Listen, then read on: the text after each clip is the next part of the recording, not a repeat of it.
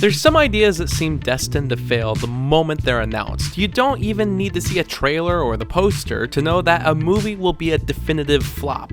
Sometimes I want to be in the studio meetings for these productions to figure out at which point the executives finally realize there's no way to save this thing we've poured millions of dollars into, even $175 million. Dolittle, or originally titled The Voyage of Dr. Dolittle, is the newest adaptation of the classic stories of Hugh Lofting. Previously, there had been a long-running direct-to-video series of Dr. Dolittle movies that took place after the 1998 film starring Eddie Murphy.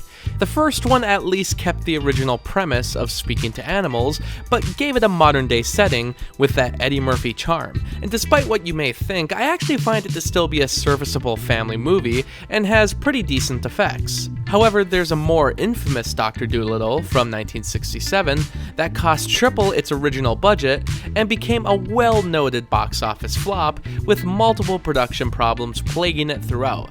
So 50 years later, I suppose it felt ripe to give the original idea another try, but with a bigger name actor who can bring in an audience. He recently wrapped up his stint at the Marvel Studios, so let's get Robert Downey Jr. to play Dolittle himself. The 2020 Dolittle film also ran into multiple problems, bad test screenings, and a budget that was way too high to ever recuperate.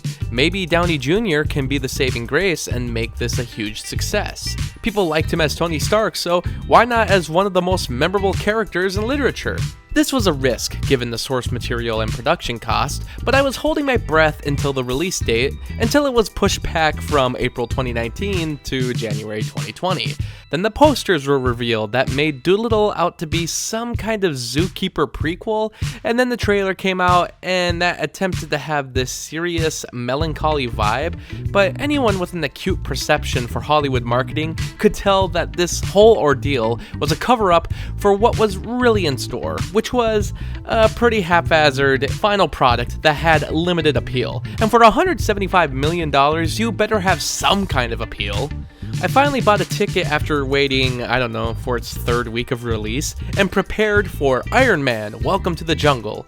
The first thing I'd comment on would be the opening prologue, which was animated with a storybook style, and like I say for a lot of these adaptations, I kind of wish this would have been the medium for the entire runtime. It was far more beautiful and soothing than what followed. I could also tell this was Danny Elfman's score. He never lets me down, so at least this music would be in the background for the next hour and a half.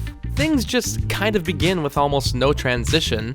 We're introduced to Tommy, who accidentally shoots a squirrel in the arm. Rather than leaving it to die, he stumbles across the home of Dr. Dolittle, who's made himself a recluse ever since his wife's passing years earlier. While Tommy urges Dolittle to help, a girl also arrives, requiring the skills of the doctor to save Queen Victoria, and after almost no struggle, he agrees to help and track down a cure for the Queen's illness. Oh, and there's a bunch of animals as well. Way too many to count, way too many famous voices. Along with the humans, it's basically non-stop chatting. There's way too many one-liners being dropped, multiple one-dimensional personalities being milked, and just an overall uneasiness.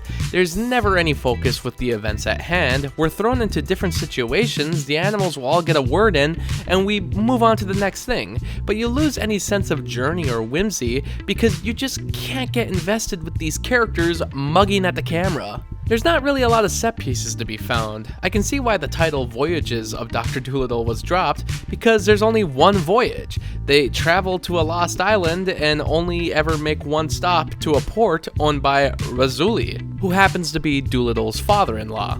There's never a chance to breathe, but strangely enough, there's also not too much going on. I don't quite understand why Tommy joins Dolittle on his adventure. It might be a thing in the book, but this boy is so bland and unessential to what's going on, he's really only there for the children in the audience to reflect upon. I just feel like the Queen's maid was already more interesting from the few minutes she appeared on screen. Why couldn't she have gone with? She had way more motivation too anyway. There's a secret plot to kill the Queen that is incredibly obvious. Michael Sheen is the villain and seems to be the only one really understanding what kind of kids film this could potentially be. It's supposed to be a bit hammy and cheesy, directed at families to make them laugh. but you got the director of Syriana. I don't know if there was a different intention for what direction they wanted to go in, but the tone just doesn't work for what the other actors are giving. Robert Downey Jr. is always great, but this probably shouldn't have had such goofy portrayals of the animals and villains if it was meant to be more like The Neverending Story or Labyrinth. This goes more for the 2016 film The BFG, which isn't a movie I really enjoy, but I at least understand that it's aimed at families and gets down the spirit of the original children's book. However, The BFG has a much clearer direction, whereas this feels like two different approaches cobbled together. The special effects feel a little outdated at times, but given the production troubles, I'm sure the visual team didn't get the proper time to make it worthwhile.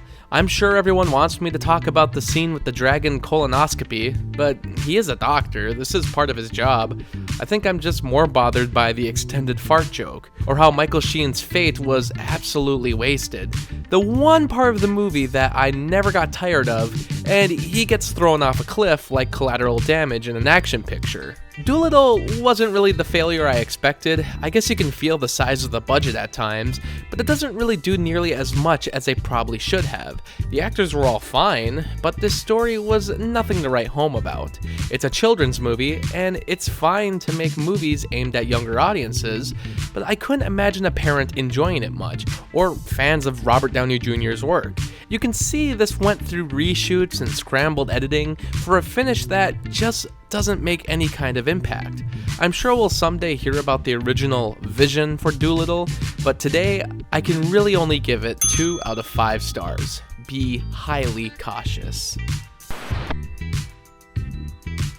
Thanks to all my Patreon supporters. For only $7, you can get your own monthly movie review. Ask me to review anything I haven't already. There's also other perks like blogs, exclusive videos, and early access. You can also follow me on Facebook, Twitter, and Instagram.